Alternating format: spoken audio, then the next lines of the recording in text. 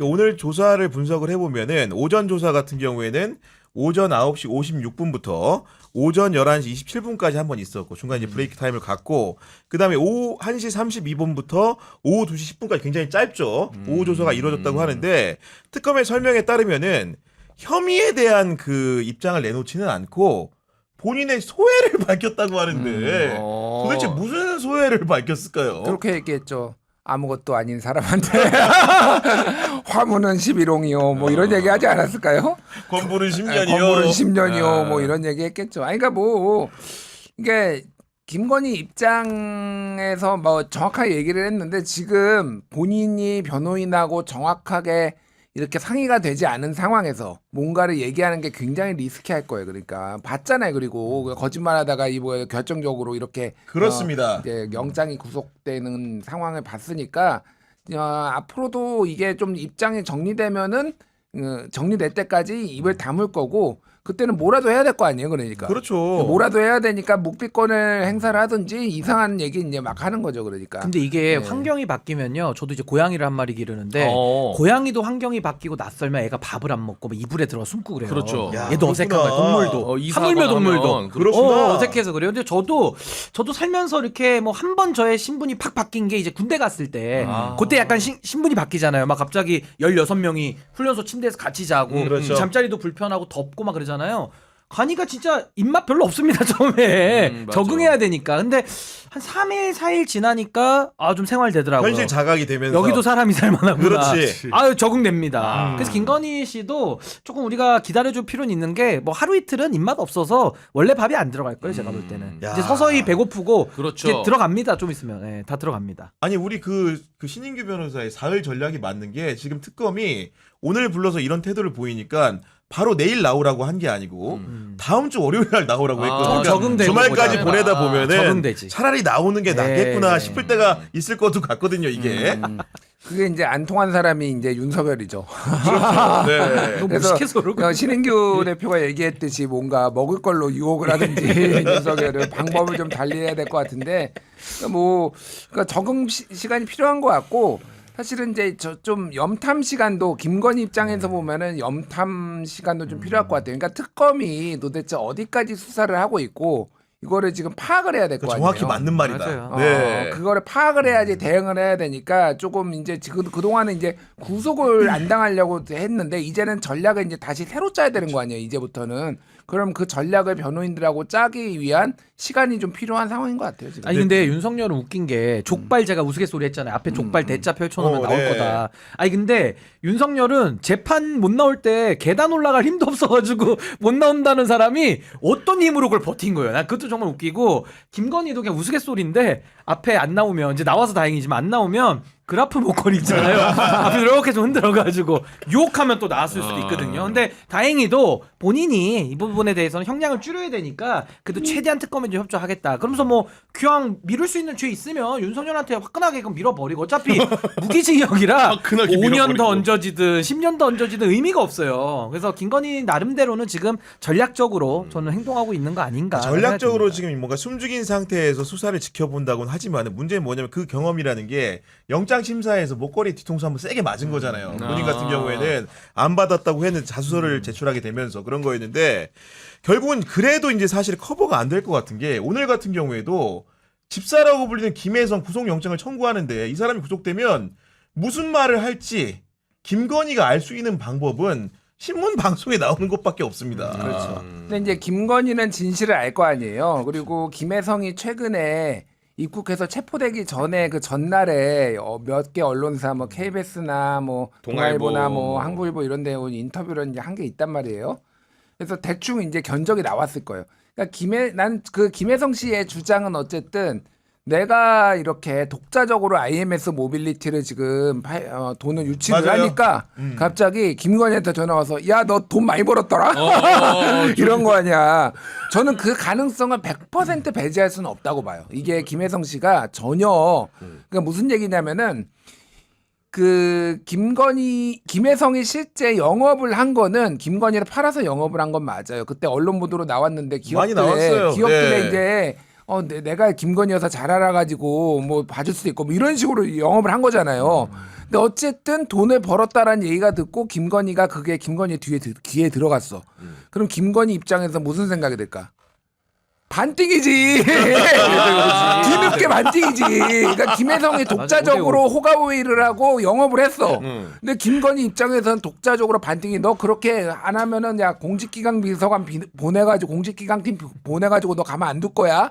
이렇게 해서 공직기강팀이 갔을 수가 있어요. 진짜로. 그러니까 실제 돈이 그 먹은 돈이 다 반띵으로 나눠졌는지는 아직 모르겠어. 근데 그 가능성도 이제 배제를 할 수가 없는데 이제 김혜성 입장에서 보면은 이제 잡혀 들어갔잖아. 그러면은 특검에서 플리바게닝 일종의 플리바게닝을 시도할 거 아니야. 그렇겠죠. 그러니까 네. 너 네가 다 뒤집어 쓸래 아니면은 이제 이렇게 김건희 그렇지. 이거 불래. 그러면은 없는 것도 볼 거야. 내가 보기에는 김혜성 같은 스타일이면은 그냥 이게 원래 없는 이게 자기가 원래 다 이렇게 김건희 팔아서 한 거를 김건희 여사가 시켰다. 나는 아무것도 아니었다. 나는 바지였다. 뭐 이렇게 이제 나올 가능성도 배제할 수. 아니 그렇기 때문에 김건희 씨가 지금 구치소에 있는 상황에서 뭔가 지금 참모들하고 측근들하고 전략도 제대로 못 따는 상황에서 굉장히 지금 복잡한 미묘한 생각이 들 것 같다는 생각이 들고 더군다나 지금 그에게 금품을 공유했던 사람들이 하나 둘 비공개로 특검에 가서 얘기하는 게 아니고 공개적인 장소에서 모두가 들으라고 입을 열기 시작을 했는데 오늘 같은 경우에도 바쉐른 콘스탄틴 시계를 대신 구매해 준 것으로 알려진 서성비 씨가 언론에 출연해가지고 정말로 이야기 보따리를 제대로 풀었죠. 맞아. 이분을 제가 이제 아침에 CBS 라디오 나가잖아요. 네. 만났어요 이분을. 아, 진짜? 네, 뭐 얘기는 안 했어요. 그런데 앉아 있는 자세나 이 포스가 범상치가 않더라고요. 아니, 이분이. 어떻게 앉아 있었길래? 모르겠어. 그러니까 이게 뭐냐면은 이렇게 보면서 사실 이제 언론 인터뷰를 많이 안 해본 저는 이렇게 나를 보고 몇 명 오면서 어유 TV에 나오는 사람들 다 나오네 여기 이러고 이렇게 하는데 굉장히 뭐라고 해야 되나? 이런 류의 인터뷰를 많이는 안 해봤지만은 굉장히 익숙한 듯이 이렇게 약간 그래요? 허세를 부리고 있더라고 그러니까. 네. 그래서 모르겠어요. 저는 이 사람은 이제 전형적인 브로커로 봤거든요. 브로커로 봤는데 오늘 얘기한 내용들이 다 진실은 아니었을 거예요. 일부는 거짓말도 있고는 하지만은 이런 브로커의 특징들은 대체적으로 본인이 불리해지면은 굉장히 빨리 정세 판단합니다. 그렇지. 예, 그래서 지금 이게 애매한 부분이 쉽게 얘기하면 김건희가 어머 그 시계 좋아 보여요. 라고 파텍 필립 시계라는 서성비 씨가 찬 시계를 2022년 8월에 보고 먼저 이제 좋아 보여는 관심을 보였다는 거 아닙니까 그러니까 지금? 그런 네. 걸 왜 관심 가지냐 세상에 다 가진 사람이 이렇게 얘기하니까 좀 필요할 것 같다라고 해서 뭐 그 바셸론 뭐 콘스탄틴가 그걸 추천했고 돈은 500만 받았다라는 거잖아요. 네. 사실 거기에 가장 핵심이에요. 그러니까 500만 받았다고 하더라도 나머지 돈을 안 받았잖아. 특정 기간 동안 돈을 안 받으면은 이것도 채무 면제가 돼서 이것도 뇌물이에요. 그러니까. 아 간주를 네, 하는구나. 간주를 하는 거예요. 그러니까 받을 의지가 없었어. 그 사실- 노력을 했는지 안 했는지 따지는구나. 지금은 특검이 순서가 안 왔기 때문에 이 사람을 지금 조사를 안 하는 건데 제대로 조사하기 시작하면은 이 사람은 다 불 겁니다. 이거 그러면은 상황이 어떻게 된 거지? 이 사람이 그 이제 그 로봇계 사업도 했는데 이거는 조금 뭐 이 사람을 취재한 그 언론한테 제가 얘기를 든 건데 다른 건으로도 접근하고 있었대요. 그러니까 다른 건으로 비즈니스 접근한다는 건. 게 어떤 겁니까? 로봇계 말고. 다른 비즈니스가 로봇계 말고 다른 네. 이 사람이 로봇계 개발하는 사람이 아예 공학자가 아니잖아요. 그렇죠. 그러니까 네. 일종의 이제 브로커나 이런 한량 같은 사람인데 다른 비즈니스 종교계를 껴가지고 다른 비즈니스 건으로 접근을 하고 있었다. 그러면은 그게 그런 의혹도 있다. 의혹도 네. 있다. 의혹이 있고 거기에서 다른 뭐가 선물이 또 나올 수도 있어요. 그러니까. 야, 뭐 그런 상황인 건데. 확실히 야로 TV 주인장 답네. 야로 많이 부리네요. 야로 TV? 네. 근데 저는 이게 좀 약간 다른 결이기는 한데 개인적으로는 문제의식을 갖는 게 이 지금 뉴스쇼 프로그램 오늘 나간 것 같은데 사실 그 현장 피해자들 중심으로 해서 굉장히 좀 화제가 된 프로잖아요. 피해자들이나 공익적인 목적에 부합되는 사람 전 출연시켜서 하는 건 현장 목소리 듣는 게 맞는데 아니 지금 수사 대상자고 바로 지금 특검에서 이제 들어가야 될 사람을 불러다 놓고 이렇게 판을 만들어주는 게 과연 맞느냐. 이분이 조사는 받고 나왔다. 아니, 그러니까 조사는 받고 나왔더라도 네. 아니 명태균 때도 그때 그러더니 지금 비슷하거든요. 그러니까 명태균 씨도 그때 불러가지고 한번 그 굉장한 혼선을 준 적이 있었는데 이번에도 이렇게 또 서 씨를 불러다가 이렇게 네. 인터뷰를 해서 마이크를 붙여주는 게 저는 좀 문제가 이건 좀 있다라는 생각이 좀 들고 지금 이분에 대해서도 저는 수사가 좀 강도 높게 들어가야 된다고 봐요. 왜냐하면 지금 다 범죄 혐의를 받고 있고 수사가 지금 임박한 어쨌든 신병에 대해서 처리가 돼야 되는 사람들인데 결국에는 지금 다 자기 유리한 대로 여론을 이용하는 거거든요. 근데 이게 법률적으로 보면은 결국 김건희한테서 뭐 부탁을 받아서 사왔든 아니면 이 사람이 어떤 뇌물성으로 줬든 이 부분에 대해 가지고 법률적 판단을 좀 빨리 이거는 특검에서 좀 정리를 해서 해야지 안 그러면 수사에도 이건 좀 굉장한 또 혼선이 있을 수 있다. 그래서 이 부분은 조금은 글쎄요. 아무튼 좀 그러니까요. 빨리 좀 정리가 네. 돼야 될 것 같습니다. 근데 여하간 이게 서 씨가 설명한 내용을 액면 그대로 받아들이면은 김건희 씨가 이제 이런 보석류에 관심을 가지게 된 계기가 사실은 당선된 이유라는 것 설명인 것이고 그러면서 해외 정상들하고 만날 기회가 있어가지고 애프터 파티 같은 데를 가보니까 와 굉장히 치장을 하고 온다. 나도 열심히 꾸며야겠다. 그러면서 뭔가 명품을 잘 알고 있는 사람들을 만나가지고 이런 것들에 대해서 해설도 듣고 나에게 어울리는 것이 무엇인지 찾고 여기까지만 끝났다면 상관이 없니다. 아까 말씀 주신 대로 5천만 원짜리 시계를 10%인 500만 원만 주고 사오라고 한 다음에 꿀꺽한 모양새가 됐으니까 이게 범죄가 되는 거 아니겠습니까? 그러니까 그게 진짜 꿀꺽인지, 그러니까 김건희가 파렴치해가지고 500만 주고 다 안 준 건지, 아니면 애초에 받을 생각도 없는데 이게 나중에 문제될 수도 있으니까 500만 받아놓고 이거를 채무로 그냥 걸어놓은 건지, 이거를 수사해서 확인해야 되는 거예요. 저는 신인규 대표님하고 조금 의견이 다른 게, 이 사람들이 이렇게 나와서 얘기를 한 게 또 증거가 될 수가 있어요. 그렇죠. 그러니까. 새로운 증거가 불리하게 될 수도 작용할 수 있죠. 있죠. 불리한테 네. 불리하게 작용할 수가 있기 때문에 반드시 이게 뭐 이를테면은 뭐 엄청난 성범죄자가 나와가지고 그 사람한테 스피커를 쥐어줘가지고 이를테면 2차 가해를 한다든지 이런 거는 조심해야 되지만은 지금 화제의 중심에 있는 이런 네. 사람들은 오히려 본인이 정밀하게 계산을 하지 못하고 오히려 막 던졌다가 이게 자기 자승자박이 될 수도 있거든요. 맞아요. 부메랑이 돼가지고 그러니까 될 수 이런 있는 거는 건데. 인터뷰를 하는 게 맞다. 제가 보기에는 맞는 것 같고. 그러니까 굉장히 의혹이 많아요. 굉장히 의혹이 제가 다 말할 수가 없는데 왜냐면 이게 잘못하면 소송 걸릴 수가 있어서. 아 그렇죠. 조심하셔야 됩니다. 무속과도 관련돼 있는 또 이게 연결고리가 그래요? 있어요. 뉴스 속 가서 하시기 바랍니다. 아니 말도 못 나오네 갑자기 지금. 아니 근데 저는 불리하게 작용하는 건 본인의 선택이니까 그건 우리가 알 바는 아닌데 어떻게 보면 또 역으로 보면 언론을 이용해 가지고 또 굉장히 혼선을 줄 수도 있는 거거든요. 그러니까 그럴 수도 양면성이 다 있죠. 있기 때문에 네. 그 부분은 조금 맞아요. 언론에서는 조심해서 네. 다뤄야 될 필요는 있다. 근데 여하간 저는 이제 본질 문제로 우리가 가야 되는데 5천만 원대 시계라는 거고 이걸 1차적으로 보면은 할인을 받은 거 아닙니까? 쉽게 영부인 DC라는 걸 받은 건데 이런 게 세상에 있다라는 걸 우리 아무도 몰랐죠. 명품 시계에 영부인 DC가 존재한다. 근데 그 돈이 5%를 깎아준 게 아니고 5천만 원에 1,500만 원을 깎아준 거기 때문에 30%를 깎아준 거예요. 사실은 어느 백화점에 가도 어느 명품 매장에 가도 있을 수가 없는 할인폭을 받은 것인데 그러다 보니까 이 과정에 설명하는 게 그 중개를 해준 그 지점장, 시계 매장의 지점장 같은 경우에 본사에 설명하는 과정들을 이분한테 전하면서 했던 말이 이런 할인은 데이비드 베컴이나 크리스티아누 호날두 같은 사람한테 해준다는 거야. 우리 김건희가.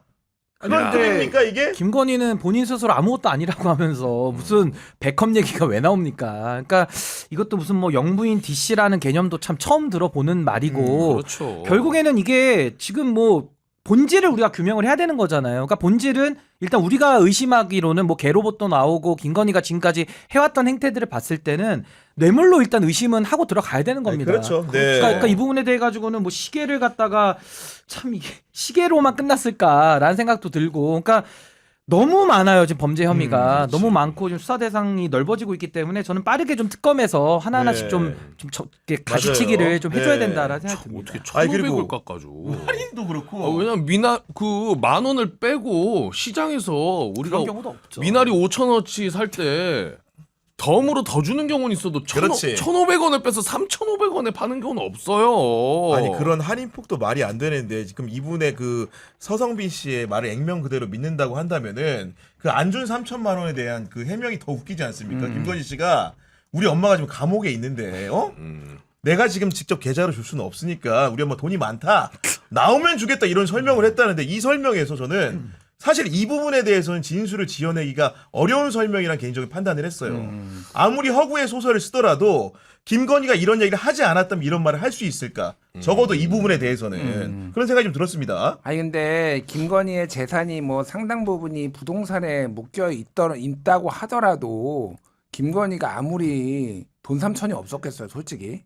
예, 이건 다 애초에 줄 생각이 없었던 거죠. 그리고 이것도 저는 이제 안 지어냈다고 생각해. 김건희가 실제 그렇게 얘기를 했을 거예요. 그러니까 말이 안 되잖아. 그러니까 네. 그러니까 우리 엄마가 감옥에 가 있다까지 끌고 들어와 있는데 글쎄, 그러니까 저는 이건 묵시적으로 서로 이 돈은 안 주고 안 받는 걸로 아마 서로 간에 저는 암묵적인 게 있었을 것 같아요.